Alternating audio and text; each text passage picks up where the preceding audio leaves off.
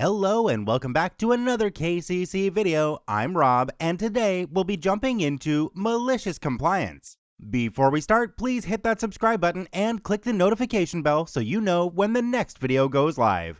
Our first story today comes to us from Cole Carmot. Can I help you now? Let's jump right in. Another first aid related story, hurrah! Though on this occasion, I used malicious compliance to help people rather than inconvenience them. So it's a benevolent compliance, I guess? To fully understand this story, we have to understand the Good Samaritan laws in Canada. These laws can pretty much be the malicious compliance of a first aider's utility belt, as it allows us to help people who don't want to be helped. Good Samaritan laws offer legal protection to people who give reasonable assistance to those who are or whom they believe to be injured, ill, in peril, or otherwise incapacitated. These laws in Canada protect you while you are performing first aid and something that all volunteer first responders should be familiar with. However, there are a lot of nuances involving the Good Samaritan laws that you are required to follow. For example, much of the wording within the law is worded specifically so that you'll still require certification to perform the first aid. If you screw up while performing first aid and don't have proper certification, you can be held liable. Another instance where the Good Samaritan laws come into play is that in best interests of the plaintiff is commonly used. Some of the first things you do as a first aider when you arrive on a scene is ensure it is safe for you to be there, attract attention, and introduce yourself to the victim. Hi, my name is Cole Carmot, and I'm a first responder. Can I help you? Get the heck out of my face, I don't need your help, says the person on the ground with an amputated leg and losing an extraordinary amount of blood. Now, in the law's eye, that person has stated that it is in his best interest to lie on the ground and bleed out. There are some things that can overrule this, such as a medical alert bracelet with do not resuscitate, such as a guardian saying otherwise, but at that point, my hands are tied. Most I can do is call an ambulance and possibly follow the person, but I cannot directly help that person. Unless, of course, the situation changes. If the person falls unconscious, you are good to go in most situations. Again, there are rare occasions that I personally never encountered where you still can't help the person, but I can't recall them. While the person is unconscious, even if they fell unconscious after telling you they don't want help, the law assumes it is that person's best interest to help him. Keep in mind, this event happened 10 years ago, so things may have changed since then. This is the part the malicious compliance comes into play. In most situations, you know the person is only going to worsen his condition. You could continue to insist that you help him, or you could just wait for the inevitable to happen. Sometimes the latter is required to not worsen the situation, or put yourself or others in harm's way. This leads to some rather interesting situations.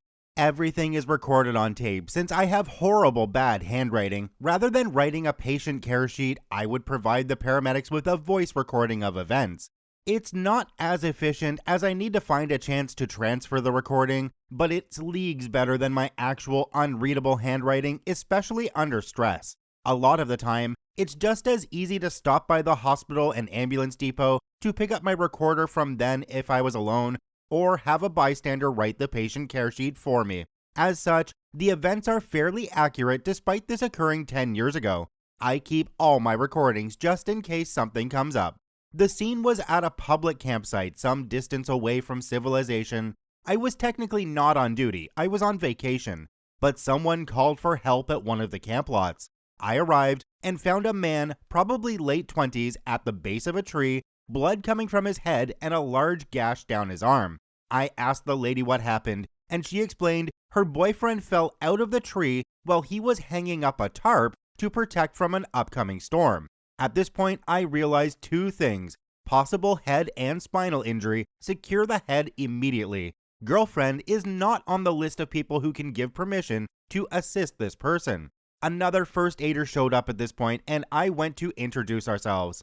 Hi, my name is Cole Carmot, and this is First Aider. We are first responders. Can we help you? No, I can handle this myself. Just let them help. I saw his card. No, just let me lie here and collect myself. Okay, well, if it's okay with you, girlfriend, we can stay nearby in case things get worse. Of course.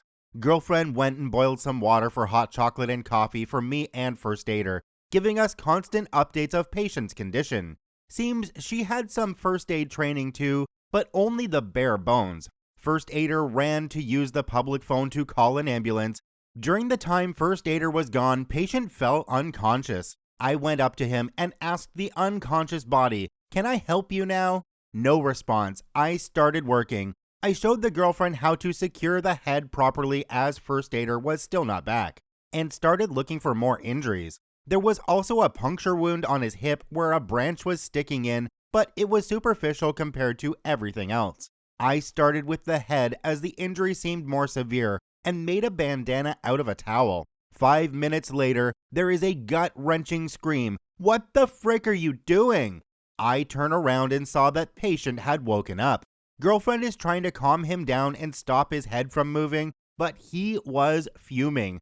"I told you I didn't need any help. I'm fine." "You're not thinking straight." Insert lovey-dovey stuff here. "Sir, please stop moving. We don't know if your neck or spine is broken." "Okay, fine. I won't move. But take this damn scarf off my head. I look like a racist slur." Oh great, the last thing I wanted to deal with. "Are you sure? You are bleeding pretty badly." The patient started cussing and swearing. "I have my rights and I'll have you arrested and charged," etc., etc. So I removed the bandage. Blood started flowing freely from the wound again, and already his face was getting paler. It was at this point first aider arrived with security. "Ambulance will be roughly a half hour. How is—" "You called a frickin' ambulance? Please, sir, calm down. You could aggravate your condition." This guy wasn't being picked up well on the recording. "Frick that, I'm not paying for that." "It doesn't cost anything for them to perform an examination on you. You're not making me." At that point, there is a brief pause in the recording and my voice comes over. "My name is Cole Carmot and I'm a medical first responder. Can I help? Can you hear me?" Patient attempted to violently move his head. He immediately fell unconscious. Restarting first aid. "First aider, can you secure the head? Security, can you get an AED just in case?" "Girlfriend, in your first aid kit, there was a booklet. Get that and copy down what I tell you." At that point, I guess I turned off the recording as that was the end of it. I remember the patient started fading into and out of consciousness, each time flying into a fit when he woke up. We just stood back and let him have his temper tantrum before he went back unconscious. When the ambulance arrived, he had been unconscious at that point for 10 minutes, so we thought he was down for the count. Come to find out, he was from the USA, where medical bills were insane, hence the reason why patient was so insistent on not getting help. He thought I was going to charge him for my first aid. I didn't even think that was a thing. I was just doing it because I knew how to. Me and the girlfriend stayed in contact via email for a short while. He was diagnosed with a concussion and internal bleeding. There was a chance he was going to suffer permanent damage, but he managed to pull through. He later on apologized for his behavior, but I just brushed it off. You do stupid things while you're suffering from trauma, so I told him it wasn't his fault. I still have a card the pair sent as a thank you. "Thanks for being stubborn enough to save my life." I don't think I saved the guy's life, but I do think it could have been worse than it was. I can understand the guy thinking that it was going to cost him an arm and a leg to go to the hospital. Unfortunately, that's just the way it is down in the States. Up here in Canada, though, you still pay for an ambulance ride, but it's $45.